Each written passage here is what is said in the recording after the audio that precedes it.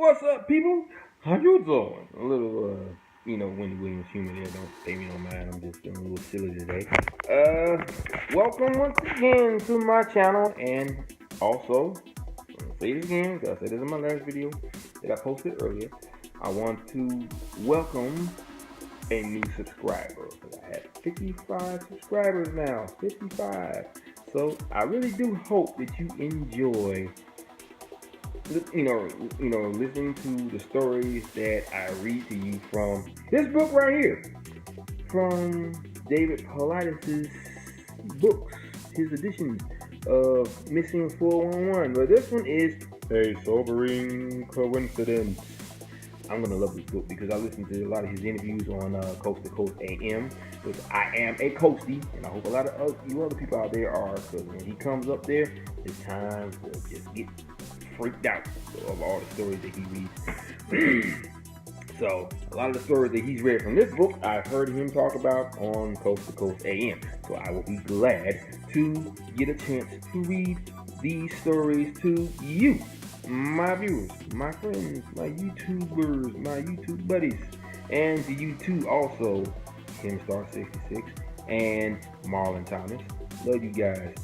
Any of y'all got some more stories to tell me? You know what to do. Comment below, on any one of these videos and let me know what's going on with you guys. If you got another crazy story to tell, if you got some more information on why these people are disappearing, I would love to hear it, and I will definitely post it on my page, on my channel. Alright, let's get started, shall we? Today's story, or tonight's story, rather, is about a young man named Gerrick Begay. That's Gerrick Begay. B-E-G-A-Y. Begay. But anyway, moving on. He went missing on 05/28/2013 at 5:30 a.m. in Tempe, Arizona. What do you know? Same state as the last guy. Really jigba. Yeah, really jigba. Anyway, this guy here, Gerrick Begay, he went. He was at the age of 21 when he disappeared. All right, now the third case from Tempe was the one about which I had the most difficult time finding facts. In a May 29th, 2013 article in the Phoenix New Times had the following information about Gerrick Begay. Yet again, a body has been pulled from Tempe Town Lake. Gerrick Begay, a 21-year-old Tempe resident and former student at the nearby Arizona State University, was found floating in the lake at 5:30 a.m. yesterday. The body was found floating face down. Now, cutting off here at this point, once again, if you read any of his books, or if you have heard him on Coast to Coast AM, or listened to any of my other videos, a lot of the bodies of these young men, college men, mind you, are being found in creek beds, on, near, or in bodies of water, whether it be a lake, a river, or a creek bed, face down. And sometimes they are removed of their clothes, where they only have nothing on but their underwear, and sometimes maybe one shoe or a sock. Okay, now moving on after that. Okay, like I said, he was found face down between the railroad bridge and the Mill Avenue bridge near the center of the lake, and an unusual spot to find a body. Police at the time stated that the death did not appear to be suspicious, and the Tempe police spokesman stated it appeared he drowned. There was no information to be found indicating when Gerrick was reported missing.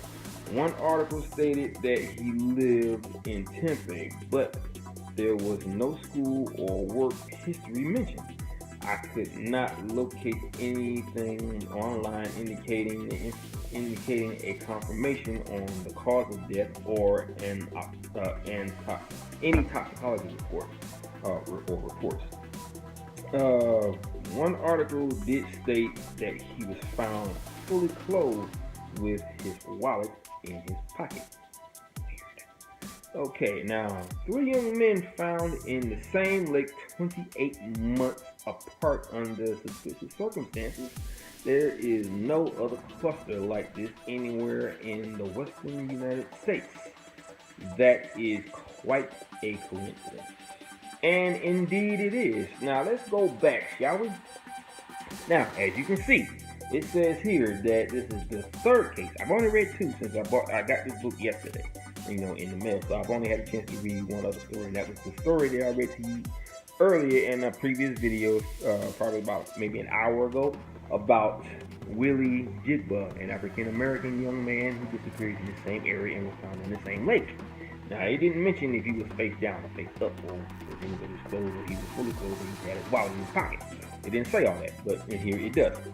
Now, young man, 21 years old, going to ASU College, University.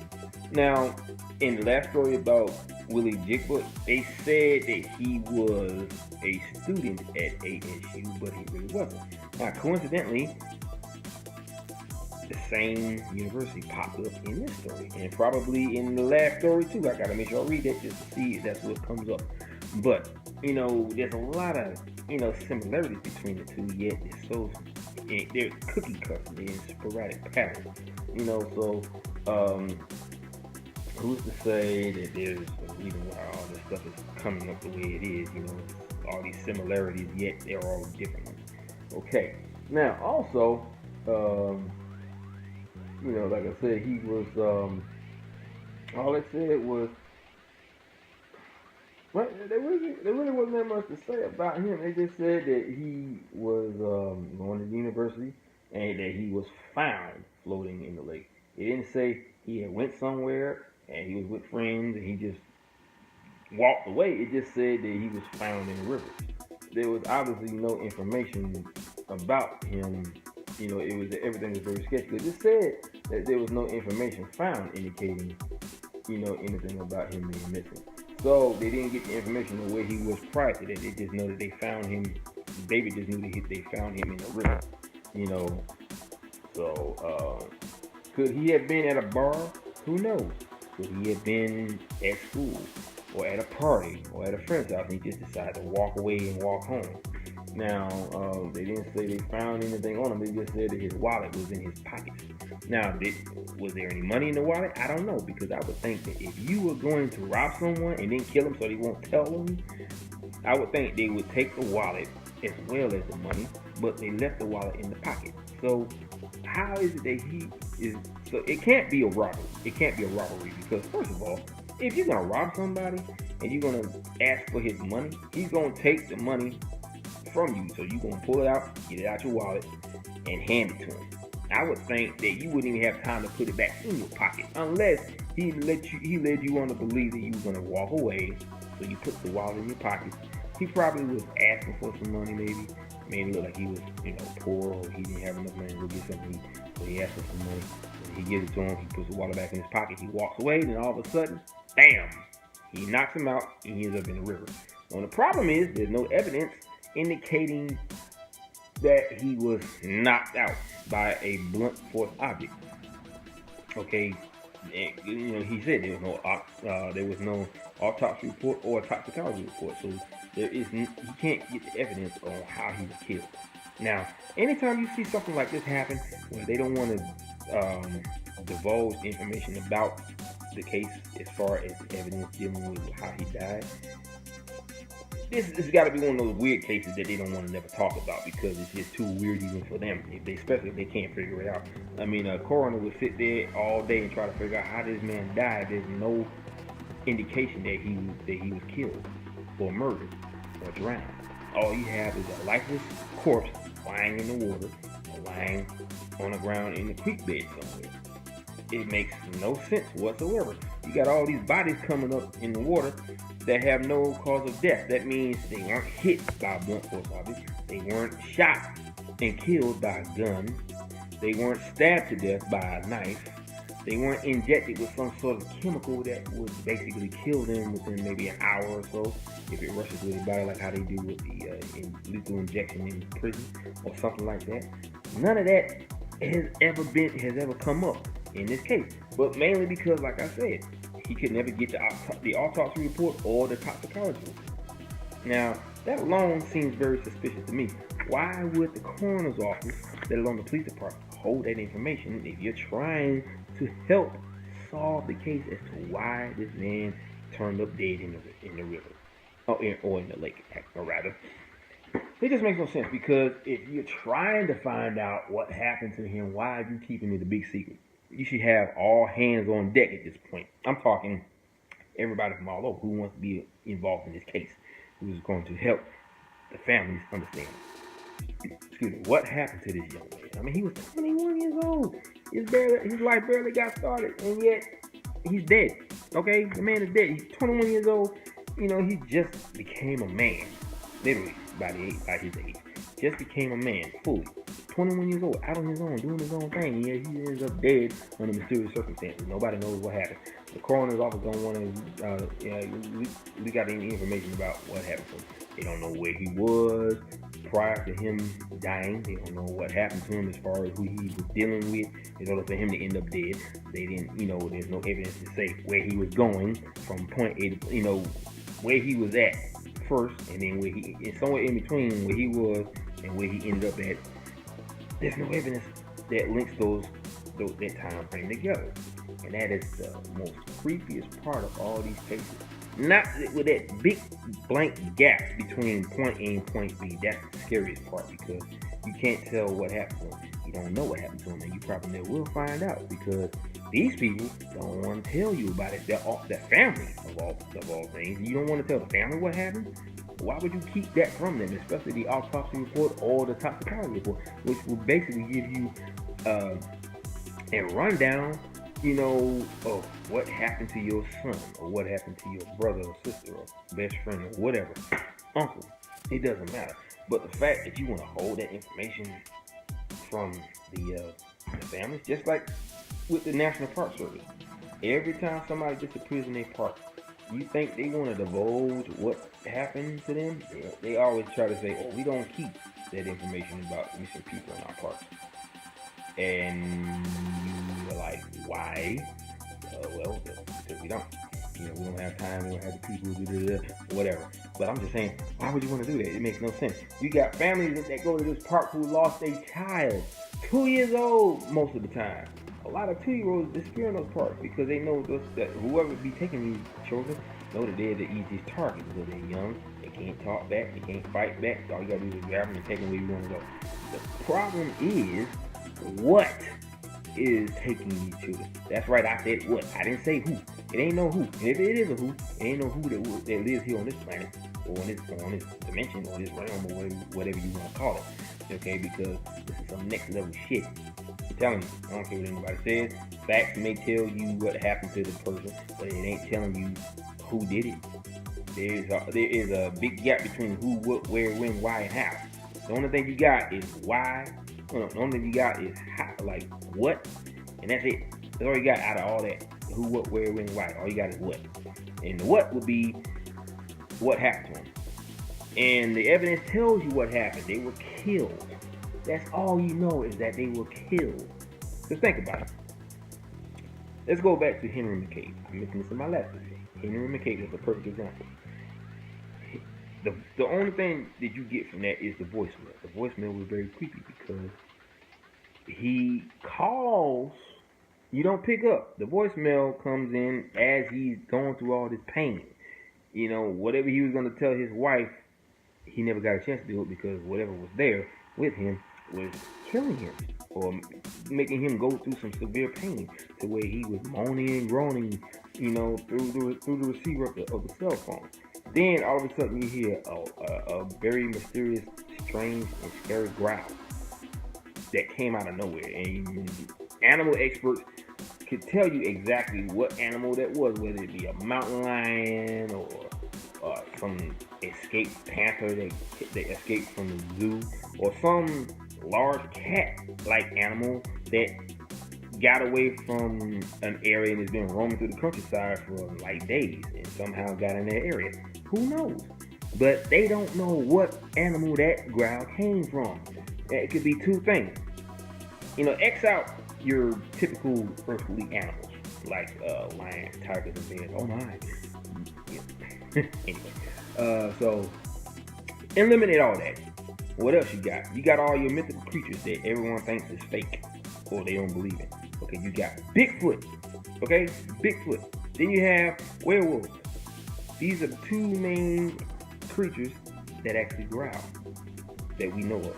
Okay, so you got Bigfoot, you got werewolves.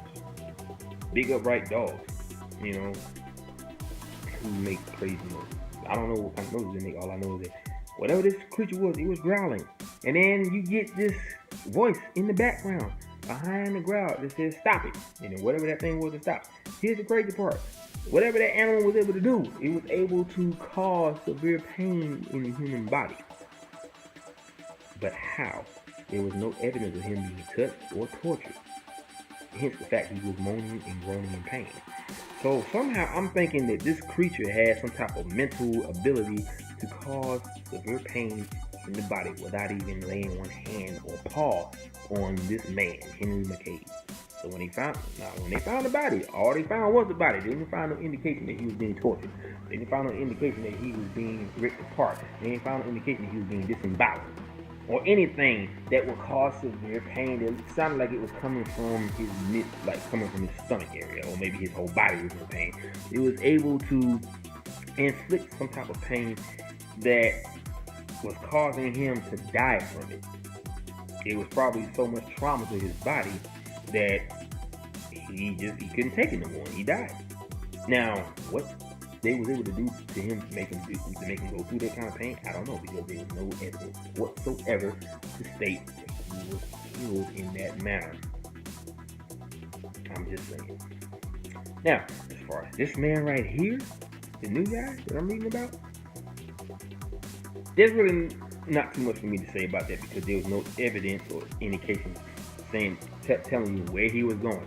Like, was he hiking in the mountains? I don't know. Was he going to a party and he walked away from the party and decided to walk home because he was probably maybe a mile away that he knew he could get there? I don't know. None of that is in the story.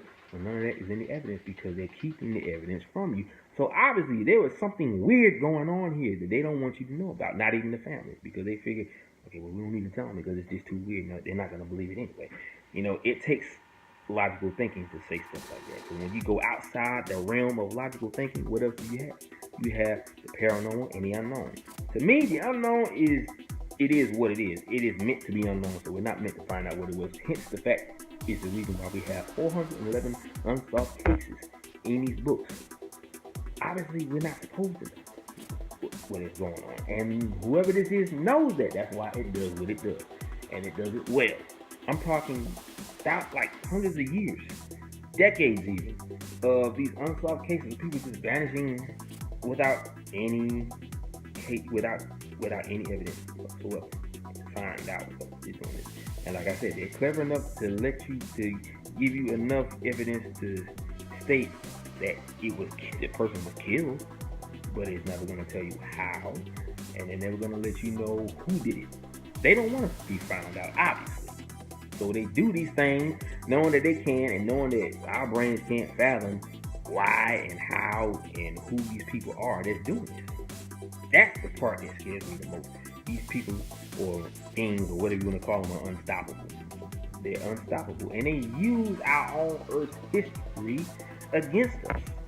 Okay, like the night markers with the with the removal of the clothes and bodies being face down in the sand, and then you got stories about these trolls that run around in Iceland chasing after the farmers and the kids and eating them alive, which is another indication in a lot of these cases because you find bone fragments, tiny little bone fragments of these people just strewn about the ground, or where they were last seen, or where they were found dead, or where they should have been found. Okay, a story about a young man that disappeared in one of those national parks. All they had was, bone fragments, but there was no indication of what happened. But anyway, that's all I got on this story. I'm gonna read more and I'm gonna post it as soon as I can. So aloha, mahalo, and huyo, because I gotta finish my birthday. Peace out, everybody. What are you doing, baby?